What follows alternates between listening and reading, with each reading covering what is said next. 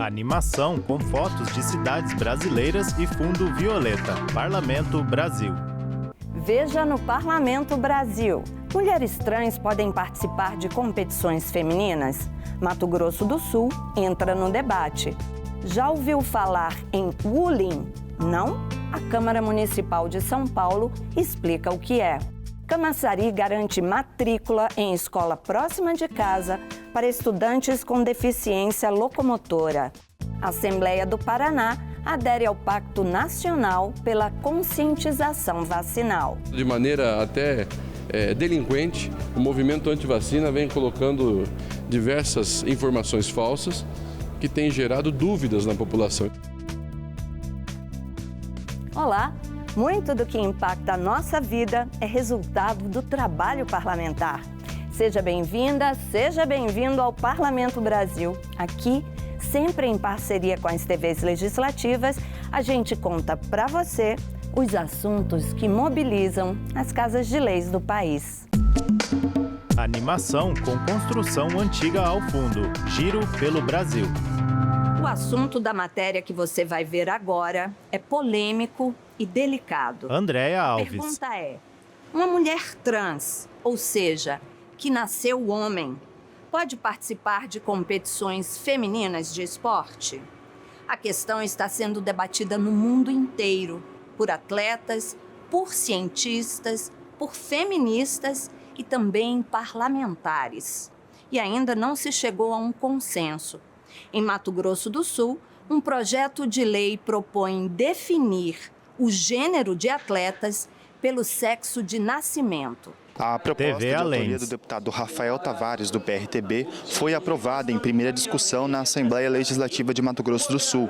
Segundo a justificativa do projeto, a desigualdade entre os atletas fica nítido em vários esportes, em que os transgêneros competem na mesma categoria que mulheres cis. Esse projeto não visa discriminar ninguém e simplesmente defender as mulheres que se dedicam tanto para competir em alto nível e não podem aí enfrentar... Deputado estadual Rafael Tavares, PRTB, autor do projeto. Que tem muito mais força, que tem uma disposição diferente delas. Então, muito obrigado aos votos. E durante a votação, outros parlamentares se pronunciaram a favor do projeto. Tendo ser uma agressão à participação de pessoas trans em determinados setores do esporte,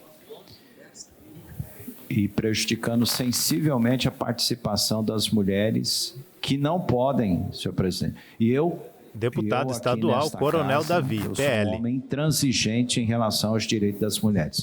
As opções Deputado sexuais estadual das pessoas, Lídio Lopes, nós patriota. Respeitamos, óbvio que cada um tem sua opção, faz transformação, mudança de sexo, mas o que nós não podemos é aceitar a pessoa fazer uma transformação, mudança de sexo e querer ir para o outro lado, e principalmente para competir. Deputado Londres, só uma mudança aqui de um ex-jogador de basquete. Jogava em clubes masculinos, campeonato masculino de basquetebol. Aí ele fez uma transformação de sexo e aí veio jogar no meio das mulheres. É como se nós pegássemos um Mike Tyson e passássemos uma transformação, deputado Paulo Corrêa, e viesse lutar numa luta contra as mulheres. Contrários ao projeto apresentado pelo deputado Rafael Tavares, do PRTB, repórter. a deputada Gleice Jane, que entregou o seu parecer de vistas, questionou a constitucionalidade da matéria, assim como o deputado Pedro Kemp, ambos do PT, que justificou que o projeto pode aumentar a homofobia e a transfobia no Estado. Com base na nota oficial da Subsecretaria Deputada estadual Gleice Jane, PT. LGBTQIA+, eu gostaria aqui de dizer, já dizendo que o projeto é inconstitucional e também preconceituoso. Então, com base nisso, eu já quero aqui adiantar o meu voto contrário a esse projeto e dizer que nesse espaço nós temos que lutar pela valorização das pessoas e para a promoção da igualdade entre as pessoas e não o contrário. No jornal Correio do Estado saiu uma matéria... Deputado estadual Pedro Kemp, PT. A população LGBTQIA+, triplicaram os casos em Mato Grosso do Sul. Em apenas 3 meses, o Estado já registrou o mesmo número de agressões ocorridas nos 12 meses do ano passado. Foram 28 casos de agressão, de homofobia, de transfobia registrados aqui no nosso Estado. Então, eu tenho receio que esse tipo de projeto contribui com o preconceito, a discriminação, e acho que deveria ficar a critério dos comitês desportivos a regulamentação da participação dessas pessoas nas modalidades esportivas. Câmara de Vereadores de São Paulo debate o bullying entre mulheres. O Amapá se preocupa com a escassez de camarão no estado. Camaçari garante matrícula para estudantes com deficiência em escolas próximas de casa. Veja o que foi notícia nas casas legislativas do país. São Paulo. O termo bullying é a junção das TV palavras Câmara São woman, Paulo, que significa mulher em inglês, e bullying, e pode ser traduzido como o assédio moral praticado de mulheres para Reportagem mulheres, Vitor Caruso, afetando a autoestima, confiança e a vida delas no geral. Esse foi o tema de uma palestra com a psicanalista Cacá Ribeiro, uma iniciativa da vereadora Sandra Tadeu. Nós temos uma vereadora Sandra Tadeu, União, autora da iniciativa. Talvez isso seja uma questão. E agora nós vamos fazer aqui na casa, a gente vai combinar, de fazer treinamentos e trazer as mulheres da comunidade, grandes lideranças que tem ali, que fazem os trabalhos sociais ali para aquela comunidade, para também estar colocando isso para essas mulheres. E principalmente eu acho que a gente tem que fazer isso nas escolas. Amapá. O camarão da Amazônia é uma iguaria apreciada por muita gente. Uma TV espécie Assembleia de Amapá. alto valor no norte e nordeste. Mas o pescado Reportagem comum na mesa Raquel dos Coutinho. amapaenses está sumindo. A escassez do camarão foi tema de uma audiência pública no plenário da Assembleia Legislativa. O evento reuniu parlamentares, pescadores e representantes de entidades governamentais. No encontro, foi debatida a importância de um período de defeso para o camarão, para que a espécie possa ter um tempo para se reproduzir, além de incentivo para que seja criado em cativeiro. A audiência foi proposta pelo deputado Diogo Sênior, que antes de promover o evento, realizou pesquisa técnica. A meta é que, a partir deste debate, sejam criadas políticas públicas para não permitir que o camarão seja artigo de exportação na mesa dos amapaenses. A nossa preocupação Deputado estadual Diogo Sênior, MDB. O nosso povo ribeirinho está padecendo. São as pessoas que mais precisam desse camarão para ser comercializado, para sua alimentação. Ou seja, está faltando na mesa do nosso povo ribeirinho e dessa forma faltando nas nossas mesas, prejudicando toda uma cadeia, prejudicando a economia do estado do Amapá como um todo. Camaçari. TV Câmara Camaçari. Ravel tem apenas 11 anos e quando nasceu, com a sua irmã gêmea, a mãe teve uma notícia que não esperava. Foi um pouquinho complicado, foi prematuro, de 7 meses, né? Vim descobrir o problema dele bem depois, quase 1 ano de idade. Luana Santos, mãe de Ravel. Ficaram no hospital por um bom tempo quando nasceu. E logo depois eu descobri o problema dele, paralisia cerebral. Mesmo com as limitações que carrega desde o nascimento, reportagem Suelen Santos, a escola onde ele e sua irmã cursam o 6º ano. O processo de matrícula foi automático e a escola possui alguns cuidados quando se trata de acessibilidade. A matrícula acontece em rede, né? Paula Darliane, gestora de escola. Participa do processo de matrícula. Então, você pode entrar pelo site da pré-matrícula, que é o Mais Educação, ou você pode fazer a matrícula presencialmente. Nós priorizamos a locomoção deles, né? Que eles tenham facilidade de ir e vir para onde eles puderem ir e quiserem ir. Querem ir para a sala, querem beber água, então a gente tem espaços que facilitam isso. A sala de aula do nosso aluno que é cadeirante fica embaixo, para que ele tenha uma maior habilidade de se locomover pela escola, vá para o auditório mais rápido, frequente a biblioteca que já fica na mesma área. Então, temos as rampas de acesso, tem a questão do acesso ao ônibus também, que o município tem o transporte municipal. E por falar nisso, recentemente sancionada, a Lei Municipal 1780 de 2023 assegura a matrícula para o aluno portador de deficiência locomotora em escolas próximas à residência. A lei ainda prioriza a adequação dos espaços físicos para o devido acolhimento. A matéria tramitou em 2022 na Casa Legislativa de Camaçari e foi aprovada por unanimidade pelos vereadores após 2 discussões e votação em plenário. Morador do bairro Limoeiro, Ravel já tem em mente que os estudos são prioridade para alcançar os seus objetivos quando crescer. Ah, e a matéria que ele mais gosta? Língua portuguesa. E me diga uma coisa, o que você pretende ser quando crescer? Policial. Ravel Santos, estudante. E até professor. Professor de quê?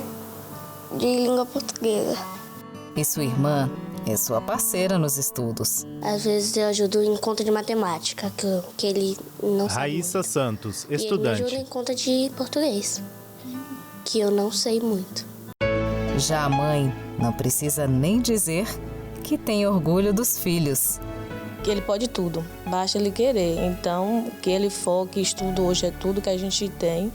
E abrir a mente e focar que ele pode tudo. Vai além. Em câmera lenta, a tela exibe Ravel na frente de casa e com mochila nas costas. A animação de cor violeta e o Palácio do Congresso ao fundo, direto do Congresso. Se você é servidor público, esse assunto interessa a você. No início da pandemia, em maio de 2020, o governo Bolsonaro editou uma lei que impactou diretamente os servidores públicos. Para poder receber auxílio financeiro da União, os estados e municípios tiveram que se comprometer a não aumentar despesas com pessoal.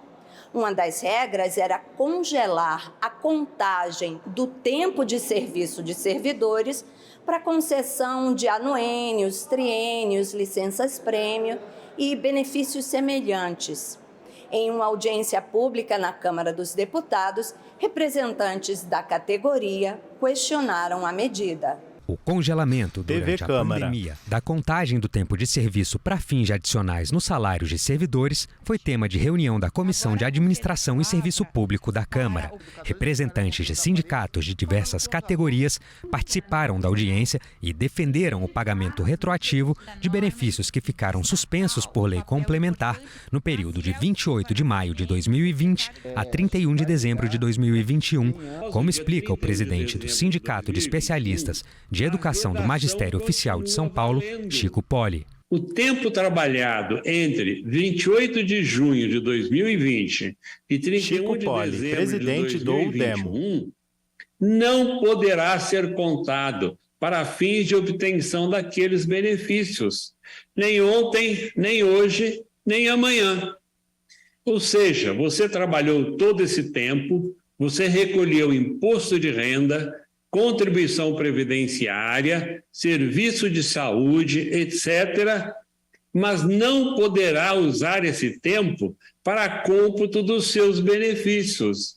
Em resumo, uma lei feita para cobrir uma situação pontual, temporária, mas consequências infinitas para os servidores. Para o presidente da Confederação Nacional dos Trabalhadores em Educação, Heleno Araújo, o congelamento foi na contramão da emenda à Constituição 119 de 2022, que desobrigou estados e municípios de aplicarem na educação o mínimo constitucional de 25% da receita em 2020 e 2021 e complementar até o exercício financeiro deste ano o que não foi aplicado nos anos anteriores. 2 semanas atrás, Heleno Araújo, Confederação Nacional dos Trabalhadores em Educação, dizendo que 57% das escolas públicas, estaduais e municipais são inadequadas para o processo de ensino-aprendizagem. E os governantes não tiveram capacidade de, durante um período, sem essas aulas, de equipar ou preparar as escolas ou organizar essa estrutura para um bom atendimento, congelando as nossas carreiras, né? E no final dizendo, olha, eu preciso de uma PEC porque eu não consegui gastar os 25% da educação e se não fizer isso eu vou ser punido porque não gastei. A presidente do Sindicato dos Especialistas de Educação do Ensino Público Municipal de São Paulo, Norma Lúcia dos Santos, destacou o papel assistencial das escolas na distribuição de cestas básicas durante o período mais severo da pandemia de Covid-19. O que se traz é a escola fechou, a escola não fechou, a escola ficou aberta, porque a escola Norma Lúcia dos Santos, presidente do Sinesp. A escola teve que ser parceira da assistência social, porque senão as cestas básicas não chegavam até as famílias, e as famílias estavam morrendo de fome. Muitos dos nossos, nesse período, foram contaminados com a Covid. Alguns vieram a óbito. E nós não fechamos as escolas. Então, colocar que o funcionário público não trabalhou nesse período é mentira. Nós estivemos onde ninguém estava. Alberto Ledur, coordenador de assuntos parlamentares da Federação Nacional dos Trabalhadores dos Ministérios Públicos Estaduais, a FENAMP, contextualizou o congelamento como parte de uma estratégia de depreciação do serviço público pelo governo passado. Não é uma medida isolada, né? É uma medida Alberto que faz Ledur, parte coordenador de assuntos conjunto parlamentares de da ataques aos FENAMP. servidores públicos que partem desde a reforma da Previdência Federal. Nós tivemos reformas da Previdência nos estados, reformas administrativas nos estados, regimes de recuperação fiscal em diversos estados também implementados, todos com o sentido de dar concretude àquela manifestação do ministro Paulo Guedes de colocar a granada no bolso dos servidores. O representante do Sindicep São Paulo, Maciel Silva Nascimento, relatou as dificuldades que trabalhadores da educação do maior município do país enfrentaram durante a pandemia. Nós tivemos o início da pandemia Maciel Silva Nascimento, Sindesp São Paulo. Em novembro é que as famílias conseguiram ter acesso a um cartão alimentação por parte do poder público. Isso quando chegavam ao destino. Outra empresa contratada para distribuir esses cartões e não chegavam.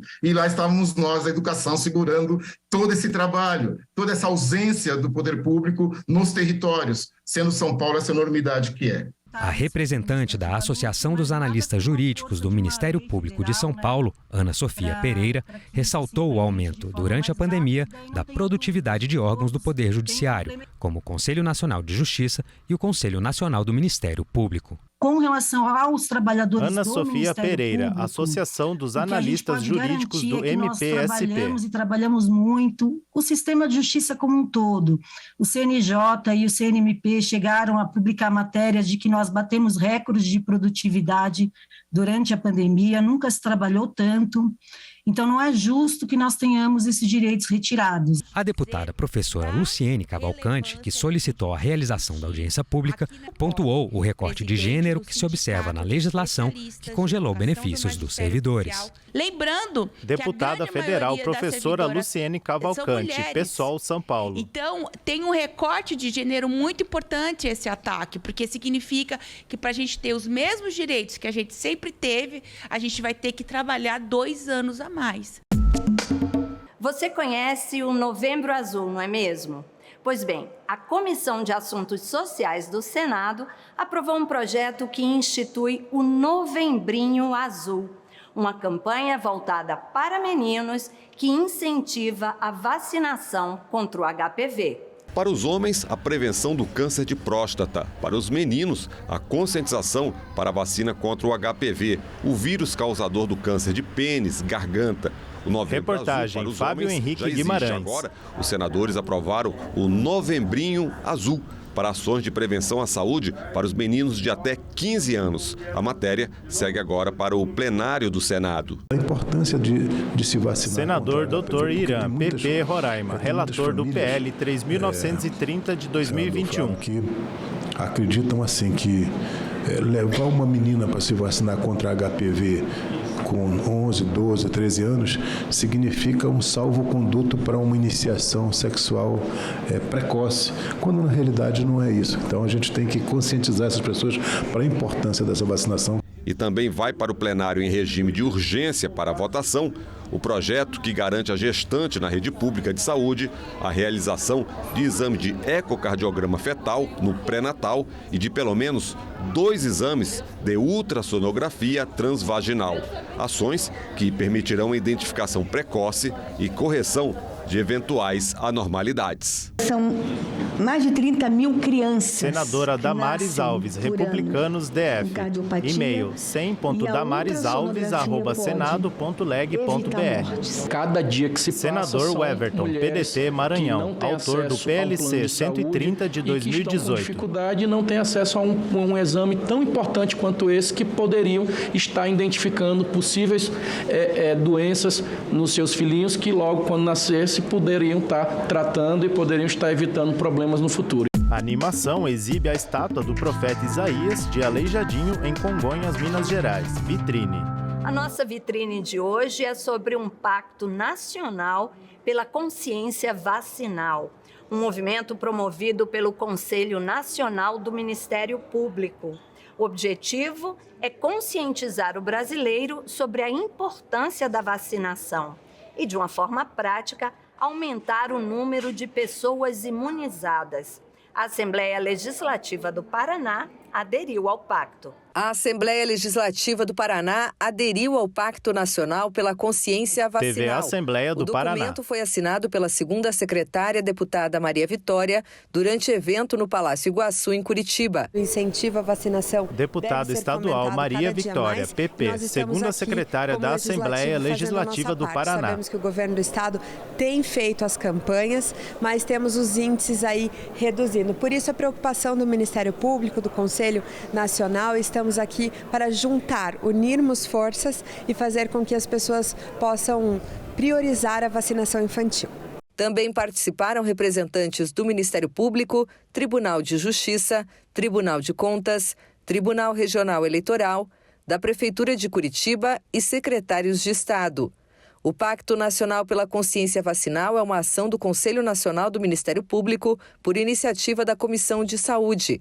A ação foi lançada em novembro do ano passado com o objetivo de conscientizar a população sobre a importância da vacinação prevista no Plano Nacional de Imunização para a prevenção de doenças. A imunização do Plano Jaime Nacional Martins de Oliveira Neto, Conselho Nacional do Ministério Público. Com as principais vacinas, com as principais preocupações com as doenças mais sérias, nós tivemos um trabalho excelente ao longo dos anos e, de repente, nos vimos nessa situação. O que quer o Ministério Público brasileiro por meio dessa iniciativa?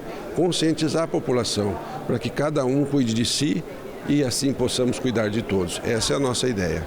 O governador do Paraná, Carlos Massa Ratinho Júnior, ressaltou o trabalho do governo para retomar os índices seguros de vacinação. Na última década, Carlos Massa Ratinho Júnior, governador do Paraná. Menor pelas pessoas, para se vacinar.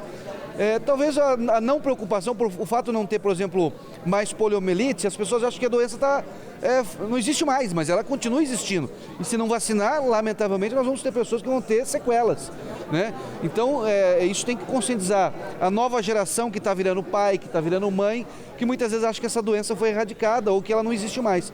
Então, ela foi erradicada justamente porque teve vacinação. Dados da Coordenação Geral do Programa Nacional de Imunizações da Secretaria de Vigilância de Saúde mostram que a cobertura vacinal contra a poliomielite era de 100% em seu público-alvo no ano de 2013, porém atingiu menos de 70% em 2021.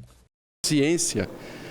Beto Preto, secretário de Estado da Saúde do Paraná. 47 anos tivemos êxito no combate a diversas doenças, mas de alguns anos para cá, crescendo de maneira até delinquente, o movimento anti-vacina vem colocando diversas informações falsas que têm gerado dúvidas na população. Então, nós precisamos falar nas igrejas, nós precisamos falar nos clubes de mães, nós precisamos falar nas associações de moradores, levar a informação correta de que ao longo do tempo erradicamos a poliomielite, erradicamos por muito tempo o sarampo, a varíola, e hoje nós estamos correndo o risco de ter o retorno dessas doenças. As vacinas recomendadas pela Organização Mundial de Saúde são de graça.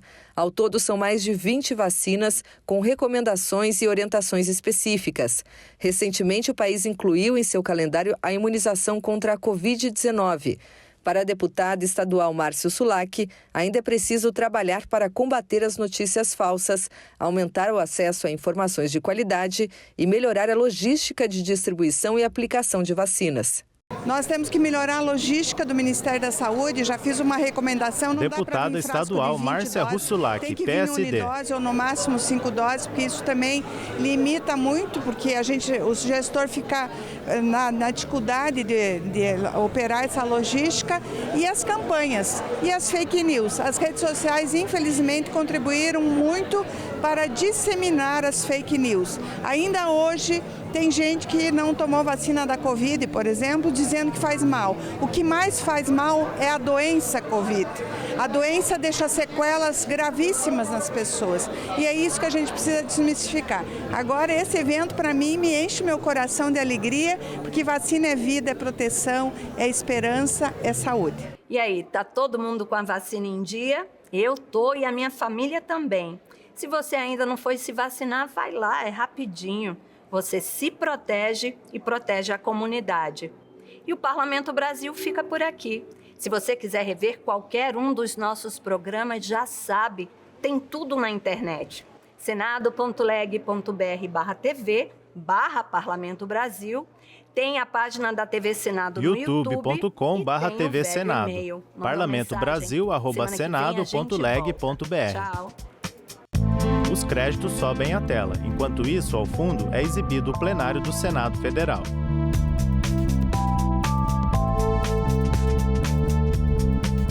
TV Senado 2023.